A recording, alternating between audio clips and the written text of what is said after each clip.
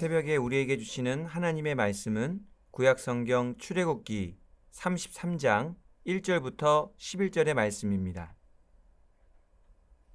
하나님의 말씀을 봉독하겠습니다. 여호와께서 모세에게 이르시되 너는 내가 애굽 땅에서 인도하여 낸 백성과 함께 여기를 떠나서 내가 아브라함과 이삭과 야곱에게 맹세하여 내 자손에게 주기로 한 그 땅으로 올라가라.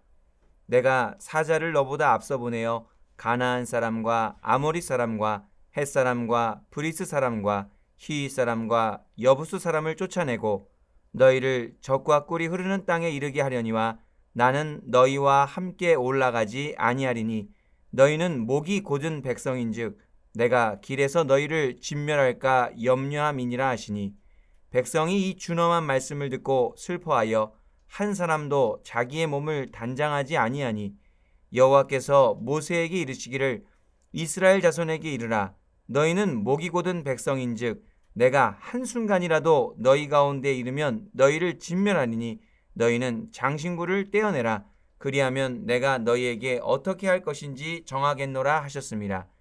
이스라엘 자손이 호렙산에서부터 그들의 장신구를 떼어내니라. 모세가 항상 장막을 취하여 진 밖에 쳐서 진과 멀리 떠나게 하고 회막이라 이름하니 여호와를 앙모하는 자는 다 진 바깥 회막으로 나아가며 모세가 회막으로 나아갈 때에는 백성이 다 일어나 자기 장막문에 서서 모세가 회막에 들어가기까지 바라보며 모세가 회막에 들어갈 때에 구름 기둥이 내려 회막문에 서며 여호와께서 모세와 말씀하시니 모든 백성이 회막문에 구름 기둥이 서 있는 것을 보고 다 일어나 각기 장막문에 서서 예배하며 사람이 자기의 친구와 이야기함 같이 여호와께서는 모세와 대면하여 말씀하시며 모세는 진으로 돌아오나 눈의 아들 젊은 수종자 여호수아는 회막을 떠나지 아니하니라. 아멘. 오늘은 모세와 이스라엘 백성의 결정적인 차이라는 제목으로 하나님의 말씀을 전하고자 합니다. 인간관계에서 가장 중요한 일은 상대방의 마음을 얻는 일입니다. 사람은 상대방의 마음을 얻어야 행복하게 살 수 있고 고독과 외로움을 이겨낼 수 있습니다. 또한 일을 진행할 때에도 상대방의 마음을 얻지 못한다면 그 일은 반쪽짜리에 불과한 것이 되기 때문에 상대방의 마음을 얻어서 함께 일을 진행하는 것이 중요합니다. 그래서 많은 사람들은 인간관계에서 상대의 진실한 마음을 얻는 여러 가지 기술과 법칙에 대해 말합니다. 그러한 기술들과 법칙들의 공통점은 공감과 소통입니다. 상대방의 마음을 얻기 위해서는 일단 상대의 마음을 헤아릴 수 있어야 합니다. 그리고 상대에게 나의 마음을 잘 전달할 수 있어야 합니다. 이러한 것들이 잘 안 되면 마음으로 함께하는 일은 요원하게 됩니다. 오늘 말씀해 보니까 이스라엘 백성과 함께 하시던 하나님께서 금송아지 사건으로 인하여 마음이 많이 상하신 것 같습니다. 하나님께서는 금송아지 우상 숭배 사건으로 이스라엘 백성을 진멸하려고 하셨다가 모세의 중보를 통해 뜻을 돌이키십니다. 모세는 하나님의 뜻을 돌이키는데 간신히 성공합니다. 그리고 오늘 1절에서 하나님께서 모세에게 하시는 말씀이 얼른 시내산을 떠나서 이스라엘 백성과 함께 하나님께서 주시기로 약속한 땅으로 올라가라고 말씀하십니다. 하나님의 사자를 너보다 앞서 보내서 가나안 족속들을 쫓아줄 테니 젖과 꿀이 흐르는 땅에 들어가라고 말씀하십니다. 그런데 3절 말씀에 중요한 부분이 있습니다. 하나님께서 나는 너희와 함께 올라가지 아니하겠다라고 선언하십니다. 하나님께서는 하나님의 사자도 보내주시고 가나안 땅도 주실 것이지만 함께하지는 않으시겠다고 말씀하신 것입니다. 내가 약속한 것은 약속한 것이니까 어떻게든 지켜주겠지만 동행하지는 않겠다고 말씀하신 것입니다. 그리고 하나님께서는 계속해서 동행 거부의 이유를 말씀하십니다. 3절 후반부입니다.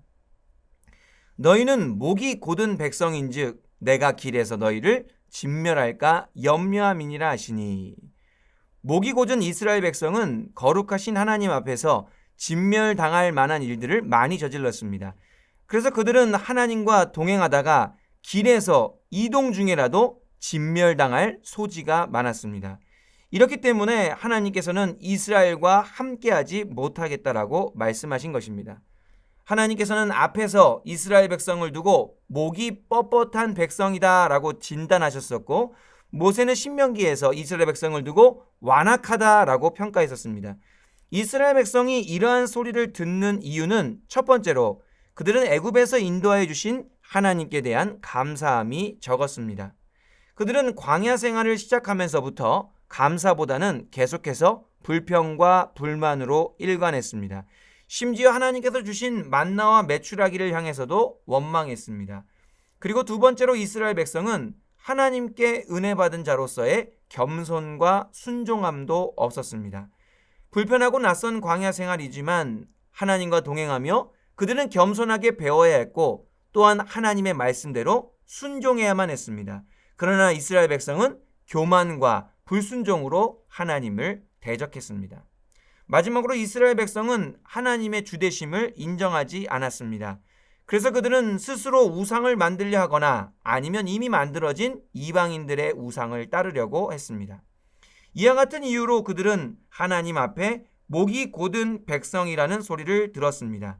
4절 말씀에 보니까 하나님의 준엄한 꾸짖음을 받은 이스라엘 백성이 슬퍼하며 회개하고자 애굽에서 가져나온 장신구를 다 떼어냅니다. 그런데 7절 말씀을 보니까 이렇게 엄한 상황 속에서도 모세는 항상 장막을 취하여 회막, 하나님과의 만남의 장소로 나아갔다고 합니다. 그리고 모세는 회막에서 사람이 자기의 친구와 이야기함 같이 하나님과 대면하여 말씀을 나누었다고 합니다. 그렇다면 자주 하나님의 진노를 샀던 이스라엘 백성과 하나님과 친구처럼 이야기했던 모세와의 결정적인 차이는 무엇일까요? 모세가 지면의 모든 사람보다 온유함이 더한 사람이기는 했지만 그도 연약하고 부족함이 많았습니다.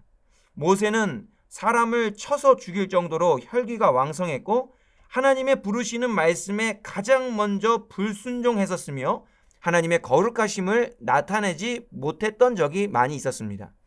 그렇다면 인간 모세도 사실 하나님 앞에서 얼마든지 진노를 살 수 있는 그러한 존재였습니다. 모세가 개인적으로 출중하고 훌륭해서 개인적인 공로가 있어서 하나님과 친구처럼 이야기할 수 있었던 것은 아닐 것입니다. 모세나 이스라엘 백성이나 하나님 앞에서 죄인으로 따지고 보면 독인, 객인인 것입니다.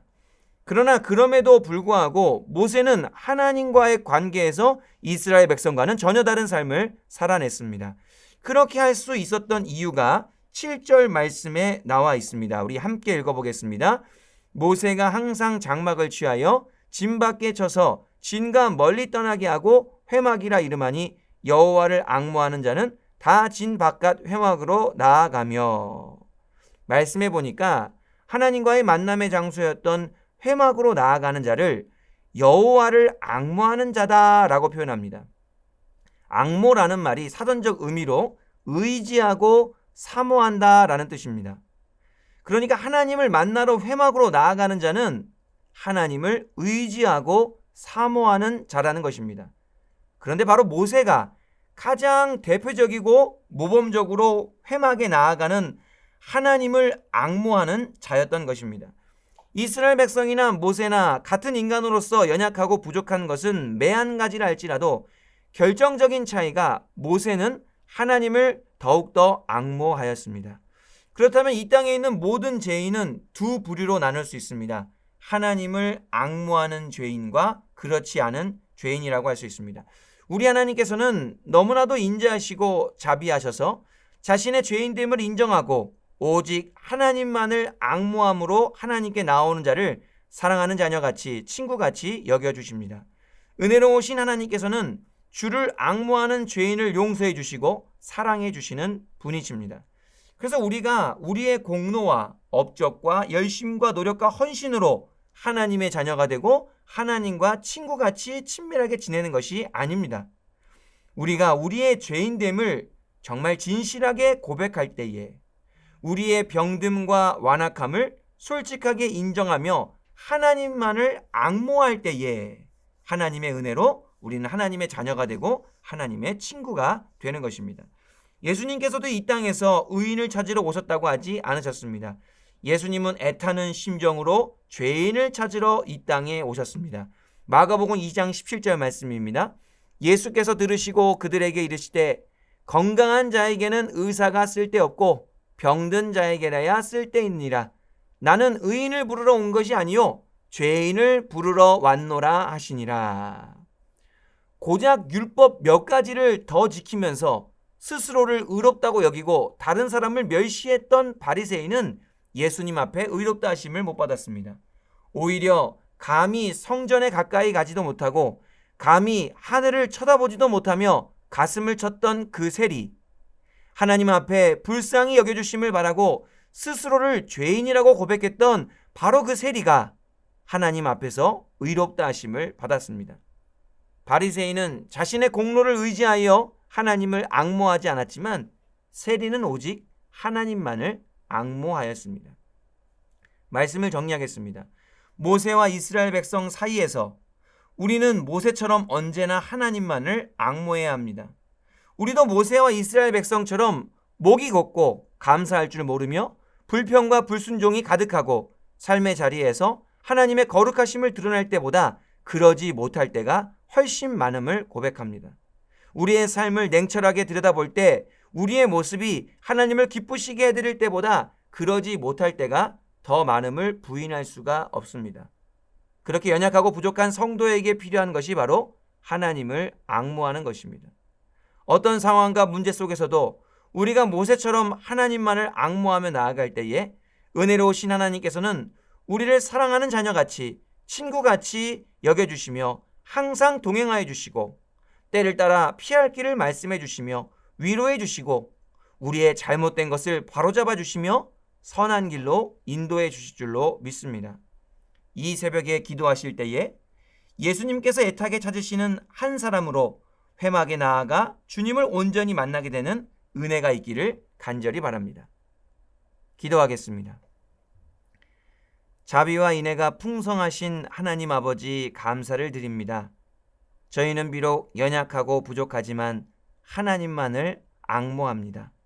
하나님의 은혜를 의지하고 사모하는 마음으로 주님 앞에 나아가오니 하나님 아버지의 깊은 사랑을 더욱더 깨닫게 하시고 하나님과의 친밀한 관계 속에서 참된 평안과 기쁨을 누리게 하여 주시옵소서. 선한 목자 되시는 주님께서 언제나 저희와 동행하시며 저희를 푸른 초장으로 인도해 주실 것을 확신하며 예수 그리스도의 이름으로 기도하옵나이다. 아멘.